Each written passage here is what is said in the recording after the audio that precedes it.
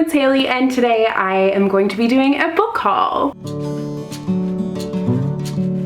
So for me, this is actually on the smaller side in terms of a book haul, but I have some books that I'm really excited to share with you guys today, and some books that I can't wait to read. Like, I have been getting right back into reading after the chaos of moving, and it has been so lovely, and I can't wait to get to so many of these. And I feel like I've said that like 5 times in this video, and we've only been filming for a minute and a half, but it's true. So I did want to take a second to thank the sponsor for today's video, Karma. I have worked with Karma quite a few times now, and I love their app. It's a Google Chrome extension or app where it saves you money, and like, I don't know what else you could want. I love shopping, so I love something that's going to save me some extra money. I actually was able to save some money on Kingdom of the Cursed by Carrie Maniscalco, which is one of the books I'll be talking about today. But this went on sale on Indigo, and I saw that because I had it saved on my list on Karma, so then I was able to save some extra money, which is beautiful. So to start out, all you need to do is go to the Google Chrome store and download the extension, and then you are ready to get shopping. But essentially, the way that Karma works is that you can save items to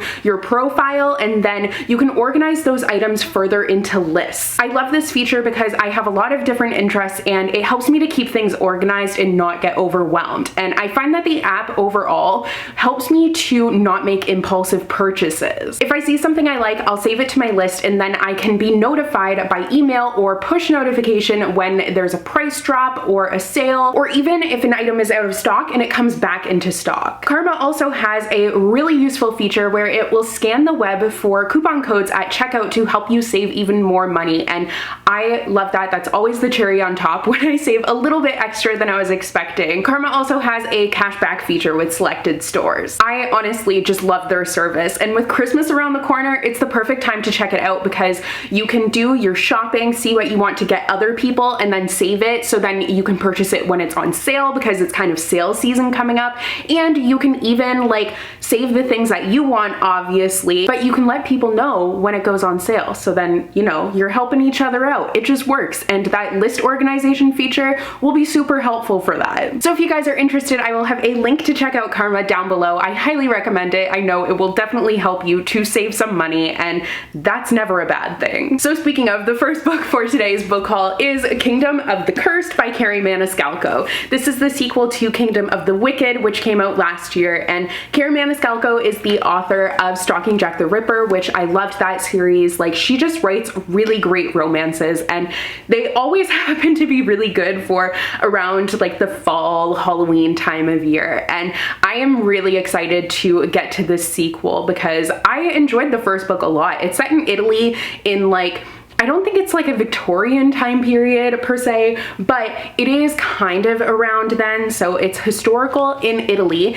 and it deals with a demon prince and witches. Sorry, that was Charlie shaking his body because he's on the floor. But I listened to the audiobook for the first book last year, and it was perfect for this time of year. So I have the audiobook for this one as well, and I'm really, really looking forward to getting to it. And I will probably be reading it very soon. Next up is Roxy by Neil Shusterman and Jared Shusterman. So this is actually the author of Scythe, but it's also written with his son, and this seems like a very interesting concept. I think it's going to be a difficult read, definitely some triggers associated with it, but it's about 2 drug gods. So one like represents Adderall, and then the other represents Oxy, and it's the 2 of them are betting on mortals.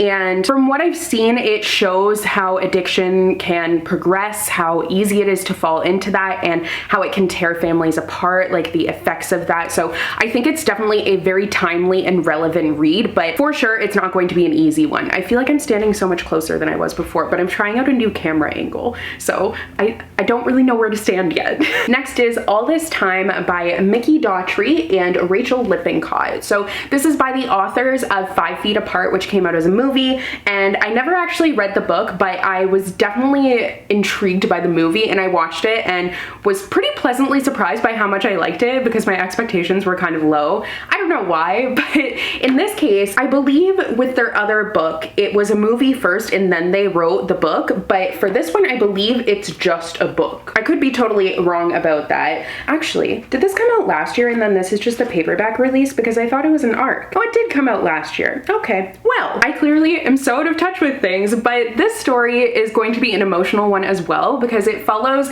this couple, like they kind of have the perfect relationship, have been dating all throughout high school, but then they end up breaking up on the night of their graduation party, and then they actually get into a car accident on the way home, and the girlfriend dies, and then the boyfriend is left with a brain injury, and he ends up meeting this other girl who has also been through some pretty traumatic things recently, and they end up bonding. So I think this is, I mean, you can see where I say that it's probably going to be pretty emotional, but I should probably read one of their books since I did enjoy the 5 Feet Apart movie, and I would be interested to see like what a book by them would be like. I don't think that really made sense, so I'm just gonna move on. Next is For All Time by Shanna Miles. So I am so excited to have this book because I think the concept sounds amazing. It's described as Outlander meets The Sun Is Also a Star. I've never seen Outlander or read the books, but I do know like the concept for it, and I really enjoyed The Sun Is Also a Star. That's one of my favorite books, and this concept just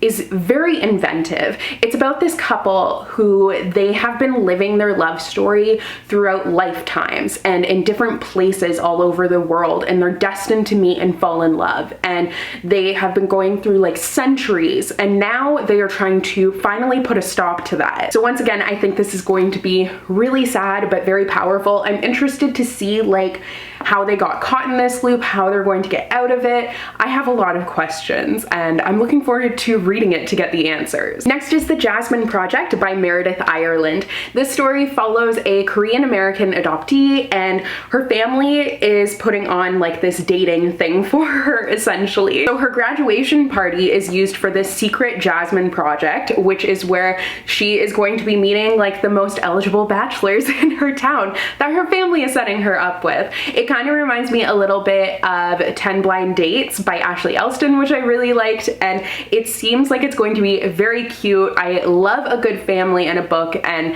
I think this is going to be a fun one. Next is The City Beautiful by Aiden Polydoros. This is set in Chicago in 1893, and it follows a main character who is trying to work really hard to bring his family over to America because they are still in Romania where he is from, and they are living in some pretty harsh conditions. So he wants to bring them over to the safety and opportunity of America. But then one of his friends becomes the next victim in a long line of Jewish boys who have been murdered. It seems like the spirit of his friend who is murdered actually ends up taking over him, and he only has a few days to keep it from completely taking over. So definitely seems like a very interesting concept. I believe it deals a lot in Jewish folklore, which I've never really read anything like that, and it's set against the backdrop of the World's Fair, so I'm definitely really intrigued by this. Next up is White Smoke by Tiffany D. Jackson. So like I said, there were some books that were on sale at Indigo, and this one was another one that was on sale, and I read Allegedly by Tiffany D. Jackson and was so blown away by it that I ended up getting Grown by her, and then this is her latest release, and it is supposed to be a different take on a haunted house story, and that's definitely what I'm getting from the synopsis. It's kind of the typical, and I'm not saying this in a bad way, but where it's like a girl, she's outrunning some ghosts from her past, but metaphorical ghosts, and then she ends up going to this new house, and you know, the house seems to be hiding some things.